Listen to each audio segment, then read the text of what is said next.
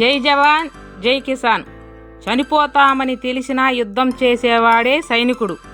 నష్టపోతామని తెలిసినా వ్యవసాయం చేసేవాడే రైతు. రైతు కష్టాలు చూడండి. ఇంత కష్టపడి పందిళ్ళేసి కాస్ట్లీ గింజలు తెచ్చి వేసి వ్యవసాయం చేసి మార్కెట్కి ఎత్తుకొని వెళ్తే అక్కడ 20 రూపాయలకి 30 రూపాయలకి వేయించుకుంటారు కేజీ. ఆ డబ్బులు ఇవ్వడానికి కూడా వారం రోజులు చెప్తారు. ఇక్కడ ఆ 50 కేజీల కాయలు కోయడానికి 2 మనుషులు కూలోళ్ళు 600. మార్కెట్కి ఎత్తుకెళ్ళడానికి 150 రూపాయలు బాడుగా. ఇంకా రైతుకి మిగిలేదేంది? దానికి మందులు, నీళ్లు కట్టిన దానికి, గింజ వేసిన దానికి, కాలువలు చేసిన దానికి ఏమీ ఉండదు. మార్కెట్కి మళ్ళీ 4 రోజుల తర్వాత వెళ్తే ఏం చెప్తారో తెలుసా? సగం పుచ్చిపోయాయి, సగం ఎండిపోయాయి అని చెప్పి దాంట్లో మళ్ళీ కోసిస్తారు. రైతే రాజు అన్నాడు. ఎక్కడ రాజు బతుకుతున్నాడు? రాజు అనేవాడు శాసించాలి, పరిపాలించాలి. ఇప్పుడు రైతు పరిస్థితి చెప్పుకోవడానికి మాత్రమే రైతే రాజు అనేది. ఆ రైతు బిచ్చగాడిని చేసేస్తున్నారు. కష్టపడి పండించిన పంటని మార్కెట్కి వేస్తే ఆ డబ్బులు దండుకోవడానికి బిచ్చగాడిలాగా తిరుగుతున్నాడు. రైతు ఇప్పుడు రాజు కావాలి? మీరే చెప్పండి. నేను చెప్పిన వాటిలో ఏదైనా వాస్తవం ఉందా లేదా? నిజమైతే ఒక లైక్ చేయండి, సబ్స్క్రైబ్ చేసుకోండి. లేదు అంటే వీడియోని స్కిప్ చేసేసేయండి. ఫస్ట్ బీర చెట్లు వేసాను. మంచి కాపు అయితే వచ్చింది. సైజు కూడా బాగా పొడుగు అయితే వచ్చింది. చూడండి, పీచు పదార్థం ఉంటుంది బీరకాయలో, చాలా మంచిది ఆరోగ్యానికి కూడా. పత్తి కూరగాయలకు కూడా బాగా పనికొస్తుంది షుగర్ పేషెంట్లకి. కొన్ని కాకరకాయలు అయితే వచ్చాయి. తీగలు గడ్డు వాములో పురుకోసలు తెచ్చి తీగలు కట్టాము నేను మా పాపళ్ళమే. చూడండి, తీగలు కట్టిన తర్వాత కాయ గ్రోత్ బాగా వచ్చింది. మళ్ళీ కాయలు చోట్ల పోతానని కొంచెం బురువు అయితే కట్టాను.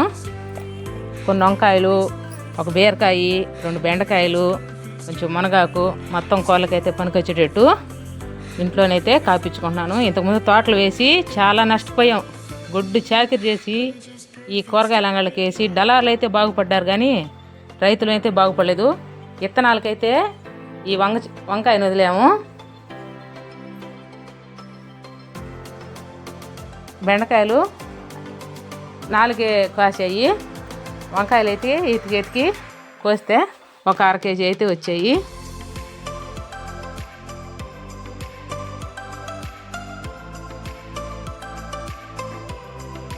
అప్పుడప్పుడు కోతులకు కూడా ఆహారంగా ఉపయోగపడుతుంటాయి ఇవి.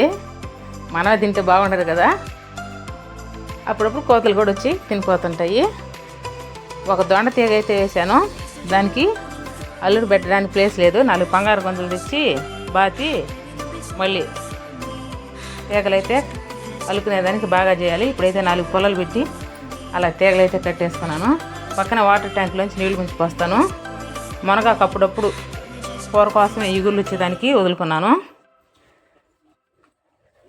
ఇంట్లో అల్లుడు పెట్టిన కాకర చెట్టుకు కూడా చూడకుండానే ఒక 4 కిలో కాయలు అయితే వచ్చేసాయి. అవి కూడా కోసేసుకున్నాను, ఒక పూట కూరకు వస్తుందని. ఇది అల్లుడు పెట్టిన కాకర చెట్టు. బాగా మండే ఎండలో రైతు మట్టికి ఆ ఎండకి పనిచేస్తూ మార్కెట్కి ఎత్తుకొని పోతే ఆ బాధలు చూడడానికి ఏడుపు అయితే వస్తుంది. 2 శాంగడ్డ చెట్లు కూడా ఉన్నాయి. అవి ఒకరోజు హార్వెస్టింగ్ చేస్తాను. ఒక టమాటా చెట్టు పడిమొలిచింది బెండ చెట్టల్లో, దాన్ని అయితే వదిలేసా అలాగే. చూడండి ఎన్ని కాయలు ఇచ్చిందో. పచ్చి టమాటాలు పప్పు వేసుకొని చేసుకుంటే సూపర్గా ఉంటుంది. అవి కూడా 1 కేజీ అయితే వచ్చాయి. ఇంట్లో మందులు కొట్టకుండా ఆరోగ్యానికి పనికొచ్చే కొన్ని కూరగాయలు అయితే సాగుకుంటూ ఉంటాను. చూడండి ఎన్ని కాయలు వచ్చాయో. పచ్చి టమాటా పప్పు సూపర్గా ఉంటుంది. ఈ శాంగడ్డ చెట్లు మా చిన్న పాప మొలస్తాయా మొలవని టెస్టింగ్ వేసింది. చూడు ఎన్నైతే వచ్చాయో. ఆకుకూర గింజలు చల్లితే ఒక 4 చెట్లు వదిలాను. ఆ గింజలకైతే తీసి పెట్టుకుంటున్నాను. ఈ గింజలు చేసుకొని మళ్ళీ మనమే వేసుకోవచ్చు. ఒక గుమ్మడి పాది దసరా రోజు కొట్టి పడేస్తే దానికి ఎన్ని కాయలు కాసాయో. గుమ్మడికాయ కూడా కాసింది. వీటితో చిన్న ఏదైనా చేద్దామని ట్రై చేస్తే ఒక వినాయకుడు అయితే చేశాను కూరగాయలతో. బాగా వచ్చిందా? బాగా వస్తే ఒక లైక్ చేయండి. ప్లీజ్ సబ్స్క్రైబ్ చేసుకోండి, లైక్ చేయండి, షేర్ చేయండి. బాయ్.